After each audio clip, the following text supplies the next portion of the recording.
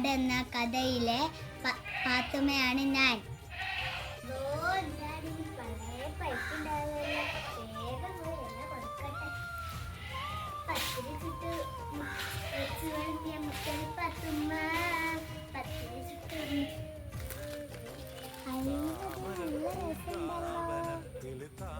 എല്ലാവരും ഉണ്ടല്ലോ. അല്ല, നിങ്ങളെന്റെ ആടിന് കഞ്ഞിവെള്ളം കൊടുത്തിട്ടുണ്ടായിനോ? എന്റെ ആടിന് കഞ്ഞിവെള്ളം കൊടുക്കാറ്റുള്ള പോരായേ ഉള്ളൂ. സകലമാല ബുക്കും പേപ്പറും ഒക്കെ വാരി വലിച്ച് തിന്നിക്കണു. പറഞ്ഞോളി എന്റെ ആടൊന്ന് പെറ്റോട്ടെ, എല്ലാവർക്കും ഞാൻ കാണിച്ചു തരാം. കുറച്ചു പോലെ തരാൻ മറക്കല്ലേ. തരും, ഞാൻ നല്ല അടി വെച്ച് തരും.